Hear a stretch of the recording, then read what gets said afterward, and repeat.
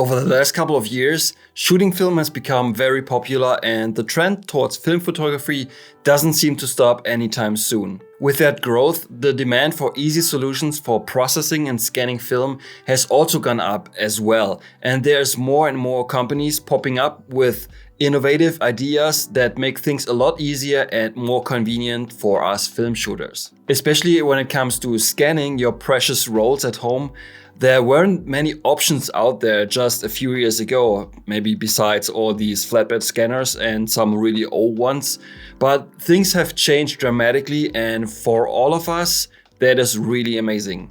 2 years ago, I made a video about this here, the negative supply of film holder for scanning 35mm film.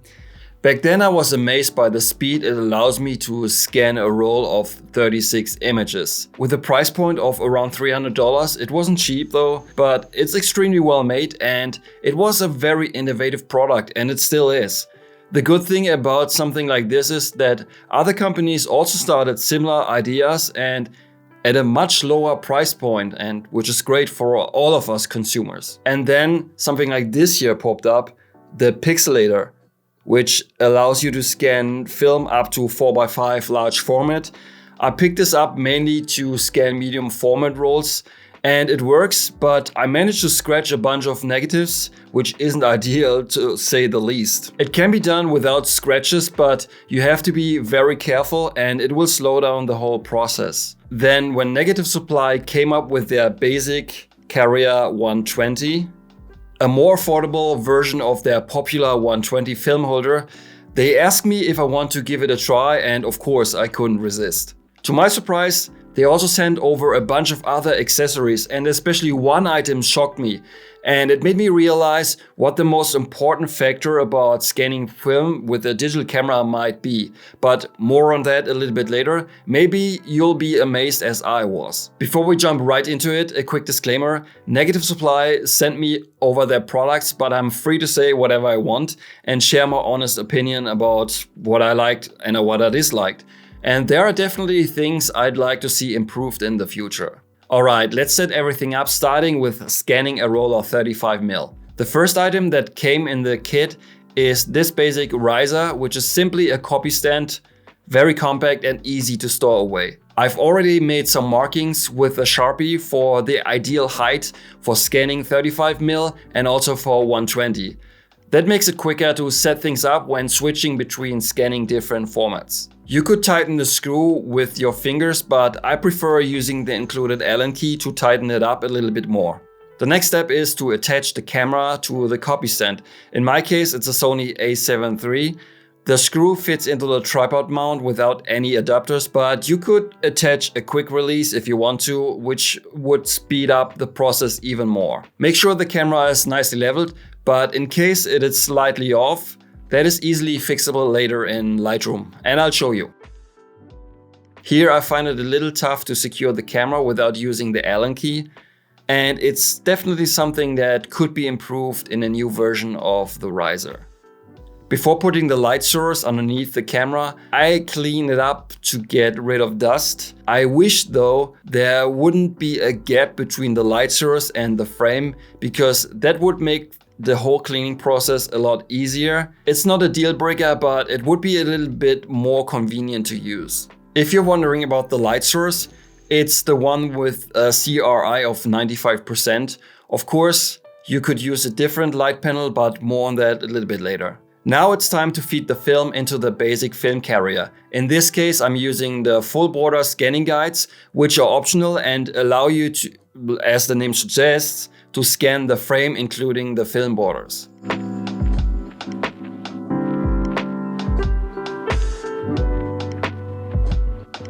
With the film in the holder, I can now focus the lens, and after doing that, I use the grid on my camera screen to line up the first frame that I want to scan. When lining up each shot with the grid at the exact same position, it'll save me time later on when converting the negatives. Since I want to tether my camera to my laptop, I now need to connect the two through a USB. There's ways to do this through Wi-Fi, but setting it up can be a little bit tricky and it doesn't speed up the whole process. With a Sony camera, you can't really tether directly through Lightroom, but with Sony's Imaging Edge software, you can tether the camera and have the photos imported onto a folder on your computer. And if you tell Lightroom to monitor that folder, it will automatically import those photos. Now it's time to switch off the lights and start scanning. It shouldn't take longer than 2 or 3 minutes to go through the whole roll.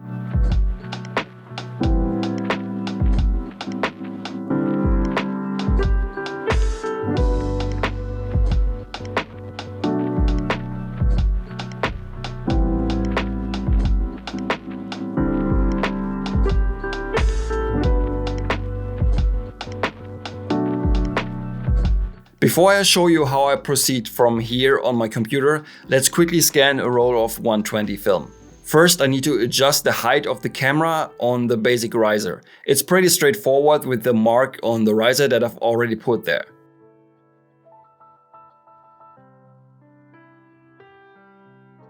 Let's have a look at the film holder itself. The basic film carrier 120 features a clamshell design, and when you close it down, it will be held in place by magnets, which keep the film as flat as possible in place for sharp scans corner to corner. But that also means that you have to open it up a little to advance in between shots. Now let's have a look on how to feed the film through the film carrier. Since the film leader is relatively short, I use a strip of electrical tape to make it a little bit easier to feed the film through the holder.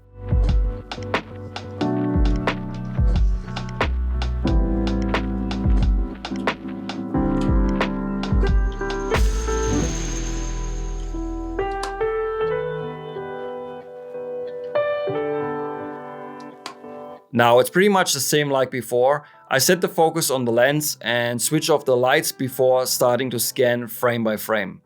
If you're wondering about the settings that I'm using, the lens was set to f8, ISO 200 and the shutter speed was 1/8 of a second.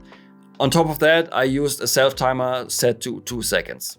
That's it about the scanning part itself. The next step I want to show you briefly is how I handle converting the negatives. And after that, one very important thing that might get overlooked.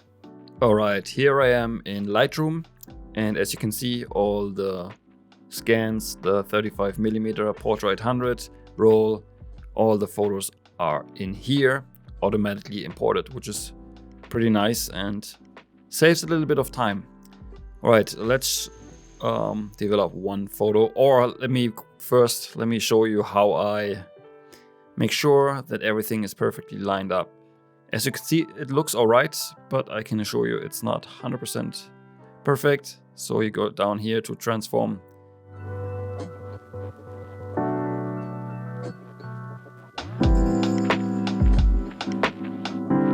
And now it should be perfect. Alright, let's get the white balance and get rid of the borders if you want to, or at least most of it.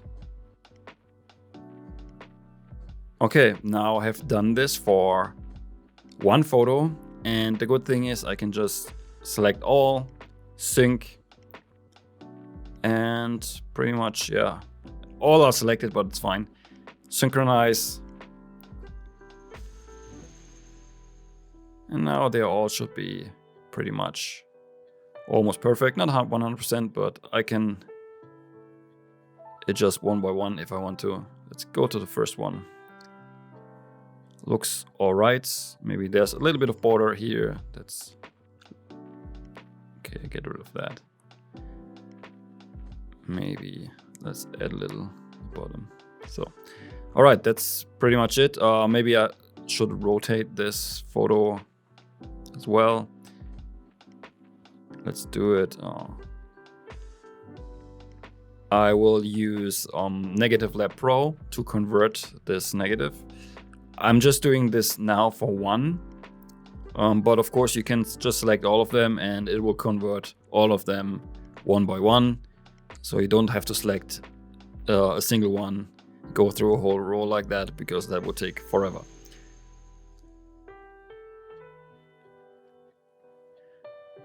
Alright, here we go. It's a roll of Portra 800, so I'm going down here, select Kodak. This should add a little bit of green, which looks actually pretty cool. Maybe let's soft highlights. Let's pull down the exposure a little bit. And also you could use a log profile here, so everything is a little bit more flat. And actually it doesn't look that bad, so I might go with that. But pretty much that's all I do here in Negative Lab Pro. If you want to have a more in-depth look on how to do this, I can link a video in the video description by my friend Hashim from Pushing Film, and he has done good videos about how to use Negative Lab Pro, and if I would go into much detail here, it would take just too long. I've already done some conversions. I added the borders back in. Just to give you an idea, these are some photos I converted.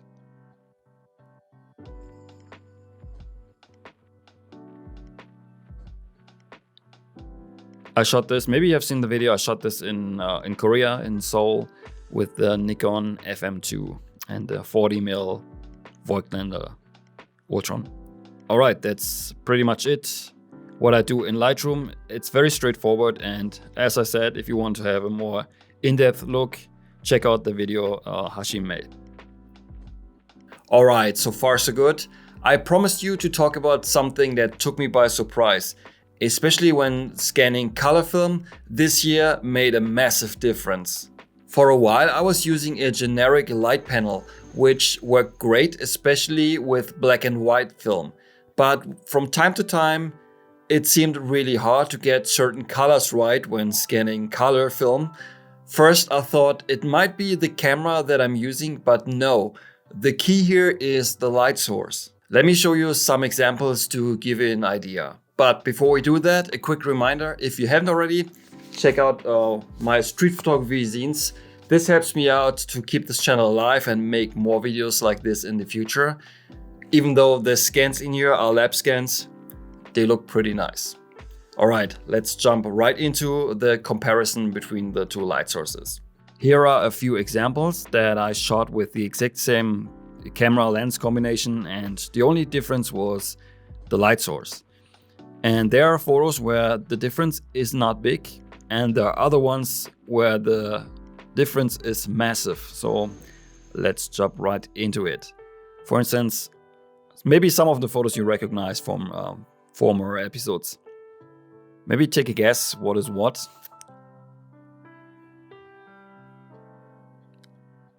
Alright, so on the left, you can see the generic, like the old light source I used. On the right is the one from Negative Supply.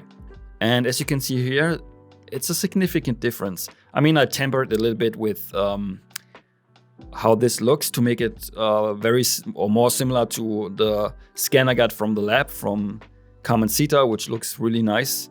And this one comes really close. I can't show you the Carmencita scan here right now, but maybe if you go back to my video, I shot this this was taken by my friend Ivan in Bangkok.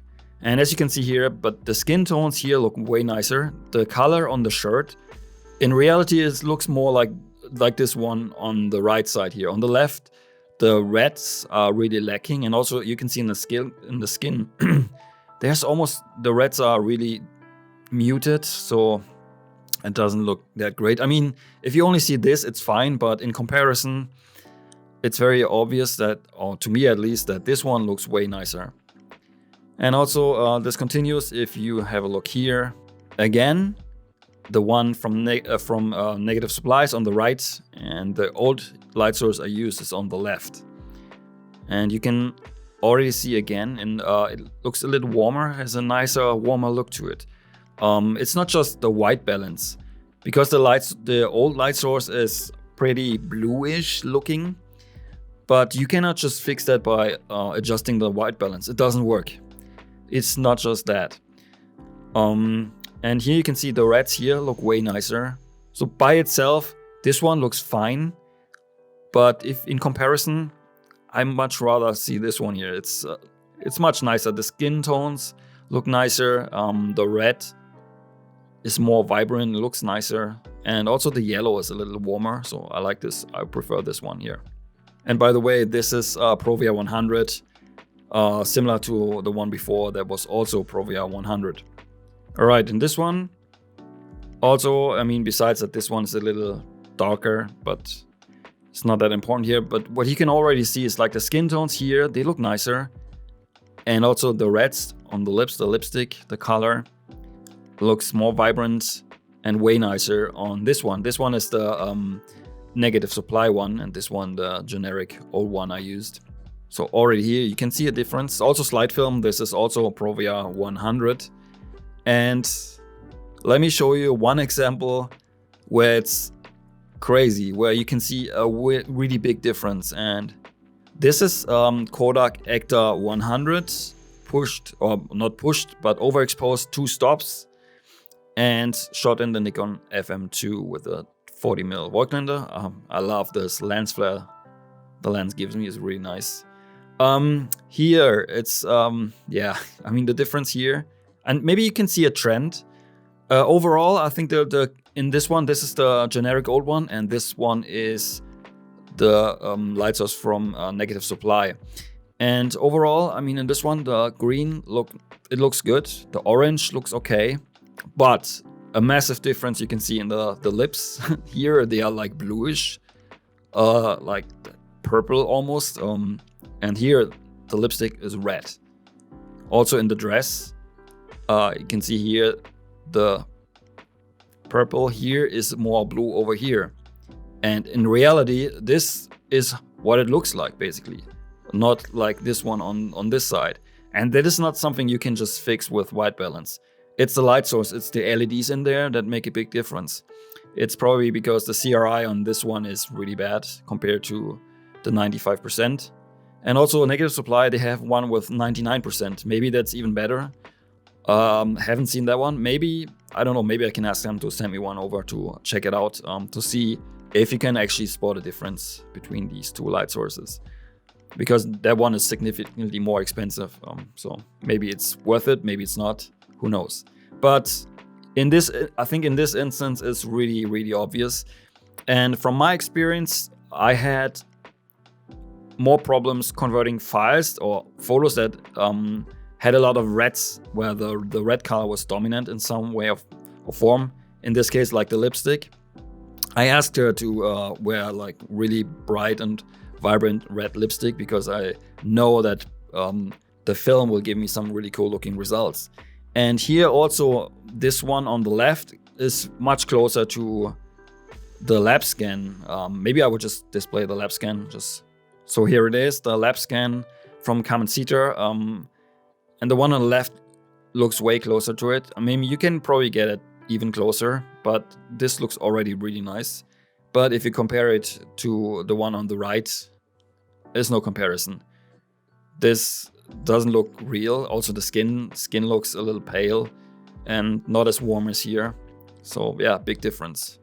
And I think this example alone should give you a good idea that the light source might be really important for scanning. Maybe way more important than the camera you choose, and more important than anything else, the holder itself whatsoever. I think the light source can have a huge impact on how the scan will turn out. All right, there you have it. It's amazing how far we have come when it comes to scanning. And I'm pretty sure that in a few years from now, things will evolve even more. One thing I'd like to see is that when shooting tethered, that the photos will get converted instantly, or even better would be if we have some sort of live view, preview of the converted file on your computer screen, even before pressing the shutter. That would be absolutely amazing. I definitely love to see that. Okay, that's it for today's video. Maybe you've learned a thing or two. If you did, make sure to give the video a thumbs up. Subscribe to my channel if you haven't already, and we will see each other very soon in the next one. Until then, auf Wiedersehen.